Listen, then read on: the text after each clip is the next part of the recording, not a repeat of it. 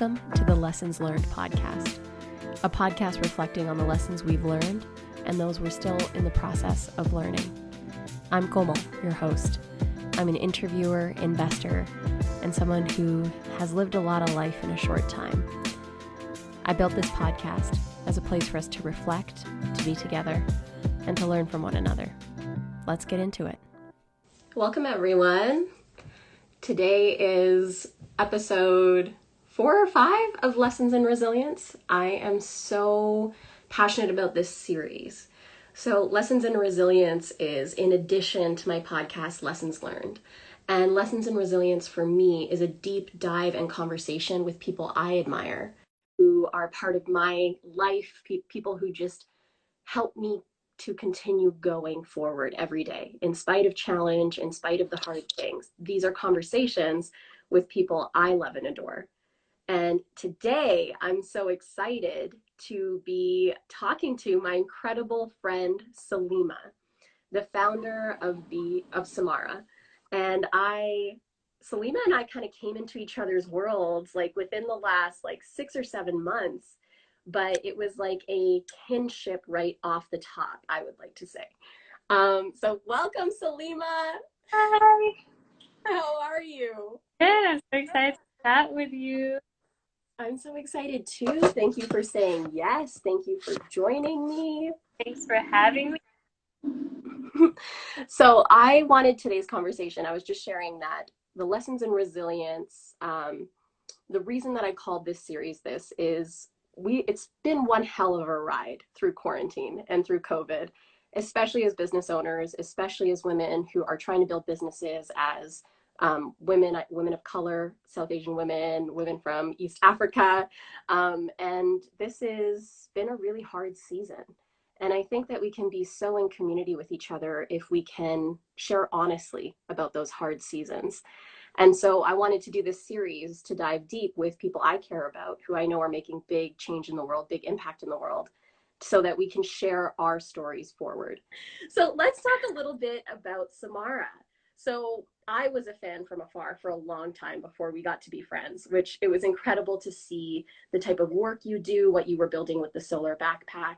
Can you share a little bit about what inspires you to work on Samara and to have created Samara?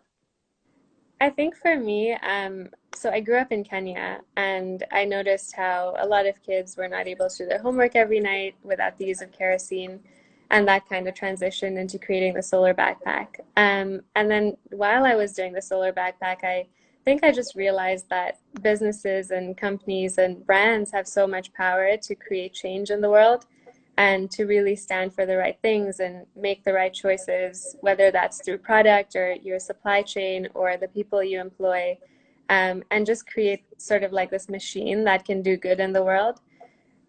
So that's why I really started Samara, because I believed that it was just a way to channel everything that I was feeling and everything that I wanted it to become into creating something that could hopefully make the world better in some way. I'd also just lost my mom at that, and I know we've talked about this quite a bit, but I think it was at that point I just felt like I wanted to channel everything I was feeling and all the things that she stood for into creating something and building something that could embody her and be almost like a representation of her. And so whenever I think of Samara, I just think it's like she lived her life with so much simplicity and so much elegance and was so kind to everyone around her. And I hope that that comes through with Samara as we build it. That's so powerful. Can you share with us the meaning of Samara? Well, the name Samara is actually my sister's name. It's named after my younger sister, again, because I thought that my siblings were the biggest part of my mom left in the world. But in terms of like what it really means, I think it's a brand that, I think people think of us as a fashion brand, but I would say we're more of an impact brand that's just disguised as a fashion company. And I think it's like over the next few years, we really hope that it becomes something that just empowers people through every step. The people that are employed at our factories, and then the people that throughout our supply chain all the way down to the customer, and that people realize that we are really trying to create impact through everything that we do. And we talk about this often, about how do we validate for ourselves that our businesses aren't just here as profit-making machines, as like pawns in the capitalistic framework, but how do we make sure that we're building from a values-based place? And what I would love for you to share, and you shared about your mom a little bit, is so many of us are experiencing so much pain right now and so much hardship.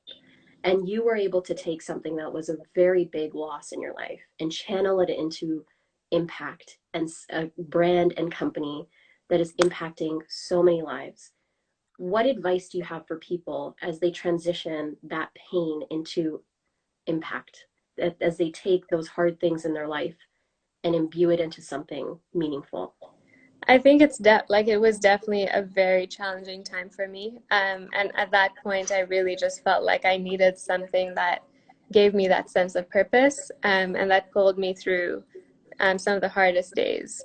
And so I think for anyone who might be feeling like that, I think at some point you realize that you have a choice, that you could either sit in what you're feeling and you can let it almost like dictate how every day is going to be.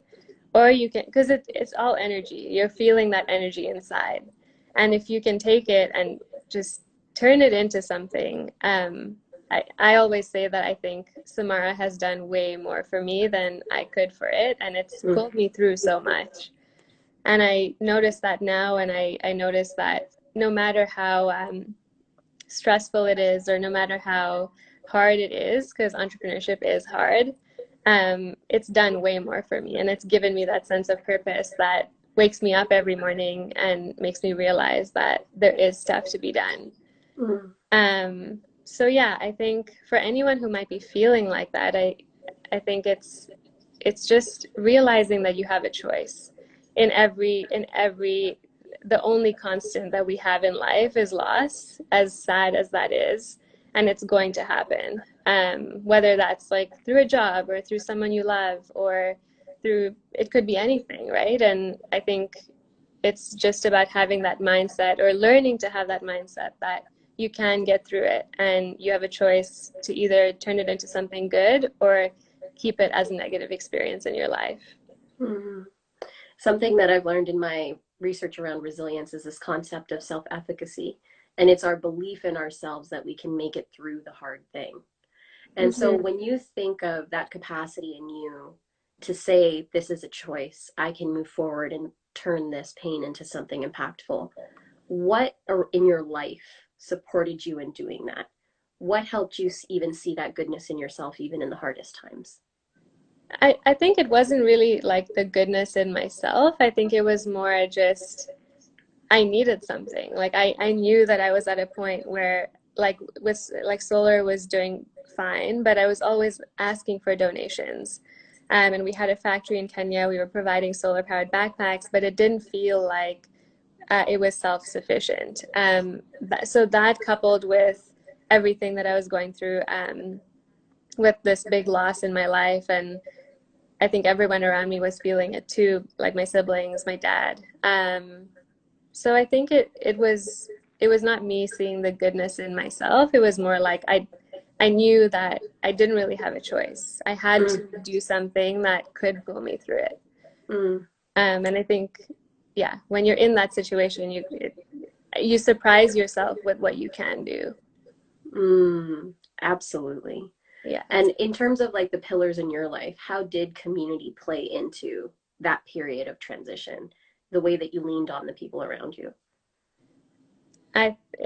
Community is everything. I think having people around you who you can just talk to and just share, like the way we have with our mastermind group, or just friends. And I look at my fiance now, and I think he was someone that I leaned on quite a bit, because as I was building Samara, he rode the boat a lot in those beginning phases when things were really hard. And for the first year and a half, I didn't take a salary. And I think that's the same with every partnership or any relationship. At one point, someone else is rowing the boat. And it switches over time with your siblings, with your parents, with anyone that you love. It's just about, and the time will come where you have to row the boat for them. So I think And it's two-way street. when it comes to community as well, you've built such a strong community with Samara and your customers and like the people who are just the evangelists of the brand. What do you love most about your Samara community? I think it's so funny because during quarantine, it's the first time I've actually like had the time to talk to our customers and really like get to know them. And it's why I started Samara. It's because I wanted to really find people who thought the same and felt the same and had the same, almost similar view of the world. And through quarantine, I've been talking to people and I'm realizing that everyone shares this almost the same values. And it's cool because I feel like all these people, I'm finding bits of almost like my mom and just what she represented in all these people. Um, so I think it's been so nice to just realize that there are people out there who kind of believe in the same things that I do. Um, but I think the one time where I really was in awe was when we decided to do the meal program during COVID.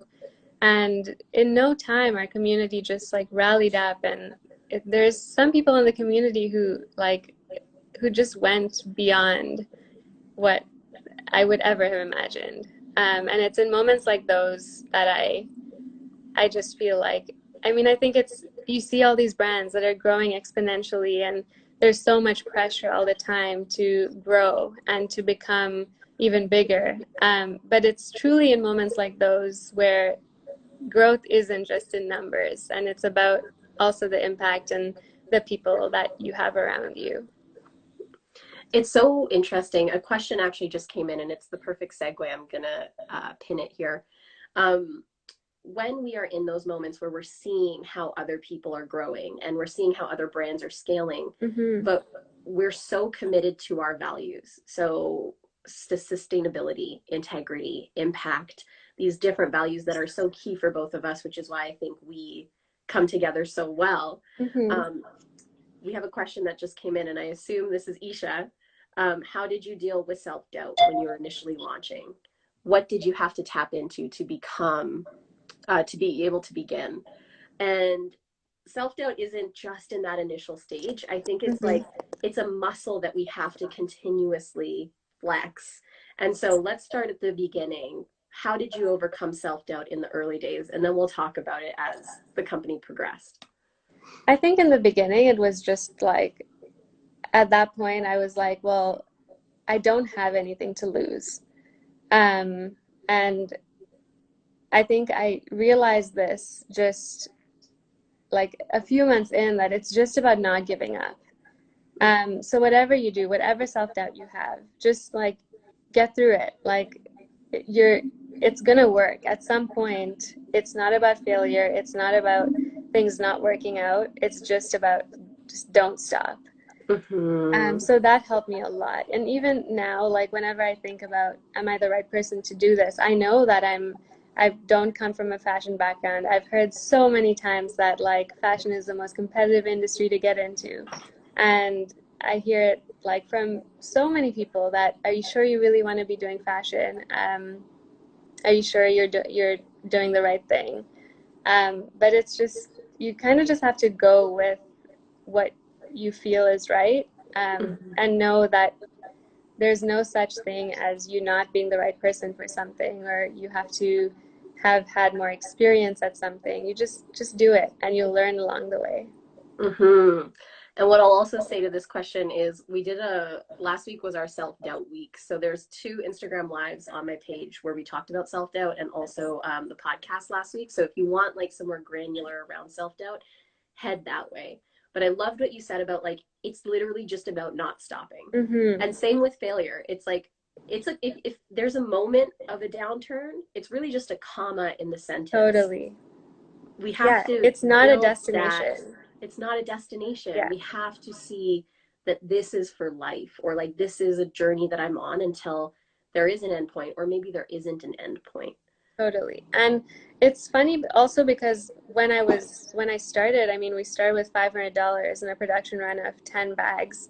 And I remember thinking, like, I can't even imagine, like, being at a point where we have a bit of a team and we're at the point where we can have an office space, and those things happen, but at every stage there's other challenges. And so at every stage there's self-doubt. It never goes away. And I think whatever stage of your company or whatever project or whatever endeavor you're trying to accomplish, there's always going to be roadblocks. Mm-hmm. And that these things that we're talking about, like when it even comes to like the self-care, like the way that we take care of ourselves is how we move through self-doubt. It is how we move through fear. Totally. It's like, what are the anchors in your life that are going to get you through those hard seasons? Because the hard seasons are guaranteed. Like you said, the only guarantee in life is loss. And at the same time, we will always face hardship. And I think that the human brain likes to romanticize it and be like, once I get out of this season, it's never going to be hard again. Yeah, or I can't wait for this to happen. And then it happens, and there's other stuff to figure out. And that's where we have to love the shit out of the journey. But that really comes with practice and consistency and that consistent effort and continuing to show up. Now, something that you mentioned earlier that we didn't get to dive into is the meal program. Can you share about that, what inspired it, and then the massive impact that Samara had in Kenya? Like, can we please just have a moment for that? Well, first of all, it's a Samara community. So, yes. But yeah, I mean, I think during COVID, it was the epitome of like, it was the reason why I started Samara was because I wanted to build this brand that stood to do good in the world. And then I always looked at other bigger brands and I was like, well, I wish they would do more. And I can't wait to be a bit bigger so that we can do more. And then COVID happened and I was like, well, we can't really, like, we could import masks, but I felt like there were a lot of companies that we love that were doing that. So we just donated to them. Or, yeah, I was like, there didn't seem like we were actually needed with any of those things. And then I thought about like our home in Kenya, and we were talking to my dad one day, and he was like, yeah, you know, so many people have lost their jobs here, and it's really bad. Like, hunger is something that could kill more than the disease does or the virus does. And at that point I was like, well, okay, maybe there's like a way that we can rally the Samara community around this and like do a meal for every dollar spent on our website. And we started with a week and we extended it for about 3 weeks. And it was just so nice. Like we then had a team in Kenya who went to buy all the food and all the basics that every family would need. And over 3 weeks, we ended up doing like raising enough for 2,500 families. I just got for 2 weeks. That's incredible. And we did like a calculation of how many tons of food, and it was about 18.9 tons, which was the equivalent of 3 elephants. I love it. But yeah, it was really nice. I think it was one of those moments where it kind of took everything full circle. And like the village beside where I grew up, we just did it over there through the church. And it happened over 3 days. And it was just really nice to be able to see that a community on the other side of the world can have so much of an impact in another corner where things are not as good. I see your sister Samara coming through with the 3 elephant emoji. So we had a question come in. Actually, first, thank you for sharing that and for inspiring all of us, your friends included, with the impact that the Samara community and that this initiative had. Because when I saw those photos, I was so blown away by how we can make the most of our privilege and the most out of how we can give back to our communities and our home places, like the places that is our lineage. And you did that so powerfully. So thank you, Salima, for that, and the Samara team and the whole Samara community. So we have a question on how did you get over fear of failure or fear of competition when starting the business? With failure, again, I think it wasn't, I think it, yeah, you're always scared, like, what if something goes wrong, or what if we launch something and it doesn't work? But then I think it's just, you see it as like a trampoline, as like you bounce off it and you move on to something else. And I think being able to be agile, and I knew that we were starting off with just $500. We didn't have that much of a risk. So I think that helped a lot. And just knowing that failure isn't a destination. If you know inside that you're not going to give up, and you know that you love what you're trying to build, I think that helps a lot. And staying in our lane. Like, I feel like that fear of competition comes from when we're either feeling insecure about what we're building and insecure about the what. And also when we're just paying attention to everybody else and what they're doing. My mom always used to tell me growing up, she was like, you can't compare it, like, just focus on you, stay in your own lane, like, just work on what you're here to do. And I think we forget that even if there's another product like ours, the market is big enough, or the world is big enough for more than one of those manufacturers to exist, and that it'll never be made the way that you've made it. Yeah. Like, if someone were to come into your market, they wouldn't have the origin story you have. They wouldn't have the community that you have. They wouldn't speak to their audience the way that you speak to your audience. Totally. That unique mix wouldn't be there. Yeah. Yeah, I think, and also I think everyone does have a unique story to tell. And the more that we're growing, the more that I'm realizing that. And the power of human connection over brands, and over, yeah, just over reasons why you do something or start something. So today's conversation is like it's periphery to burnout.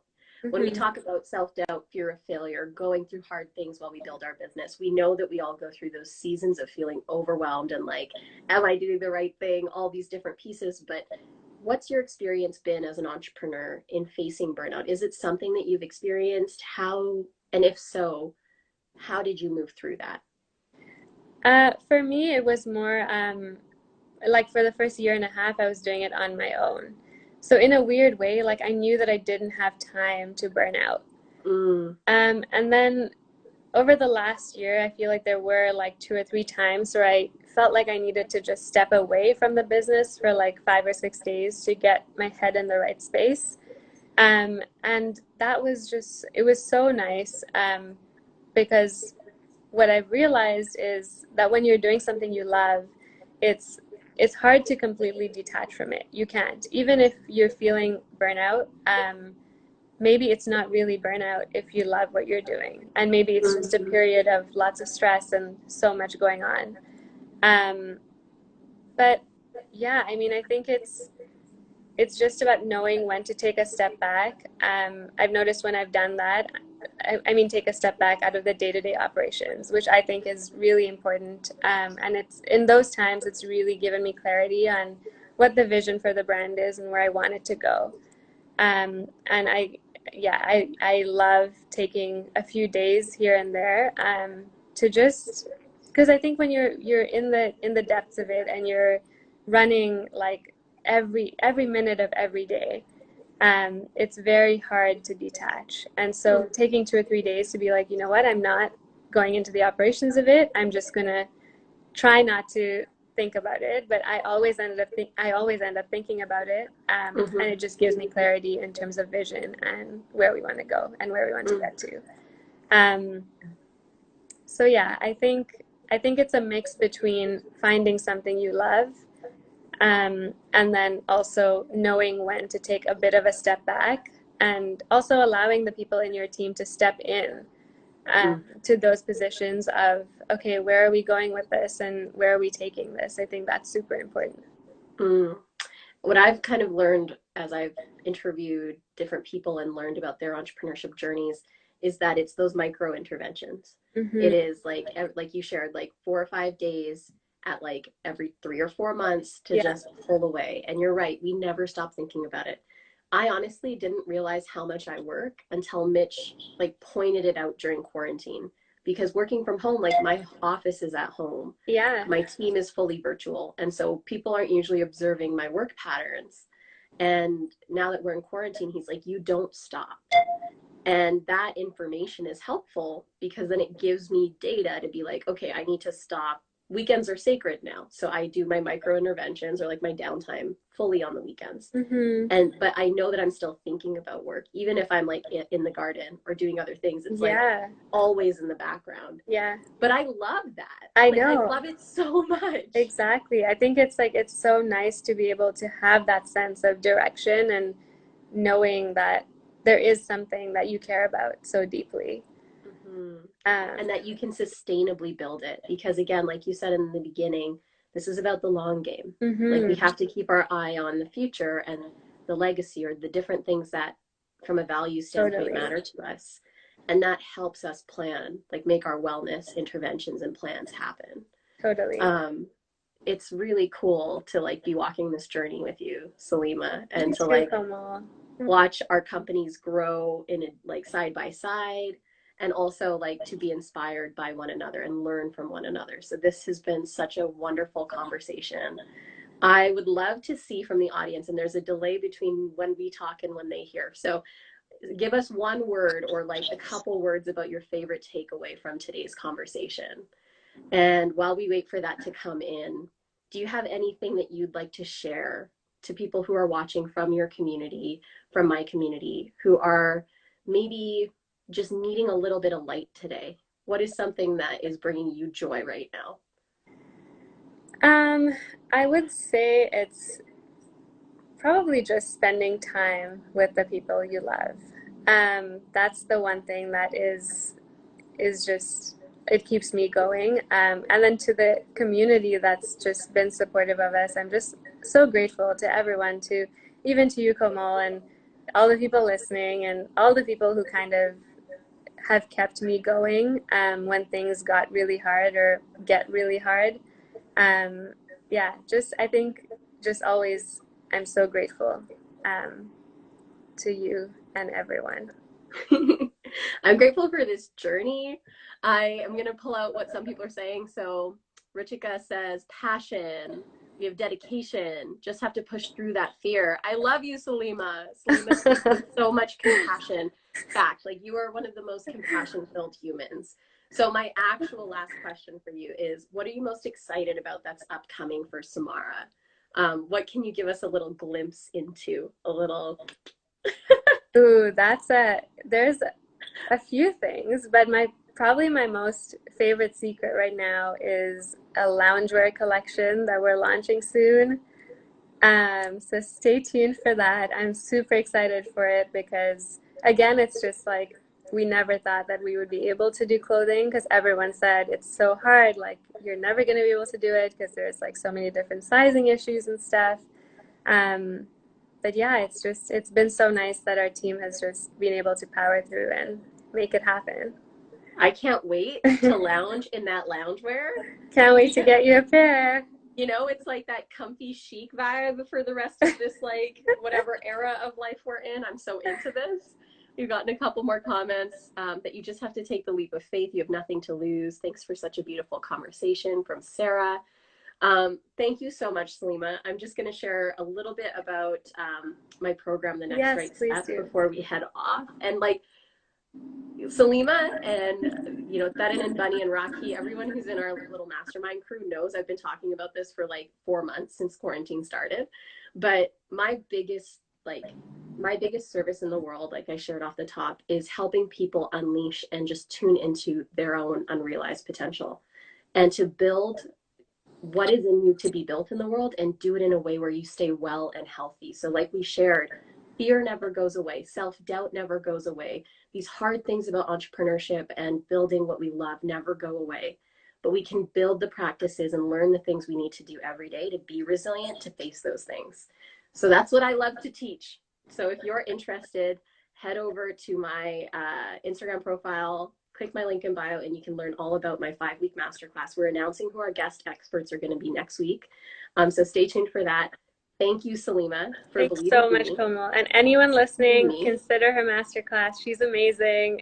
You're going to love it. And everyone, go and check out Samara and get yourself something beautiful because, oh my God, I love their products. I love Salima.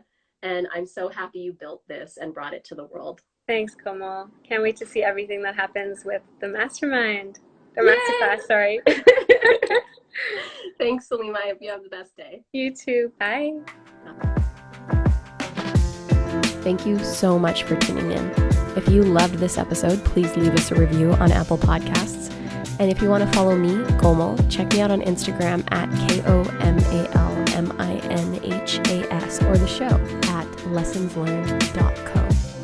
And if you have an idea of a lesson that we should dive into on the show, then slide into our DMs and submit there or on the website along with any guests you think I should interview and talk all of the things with.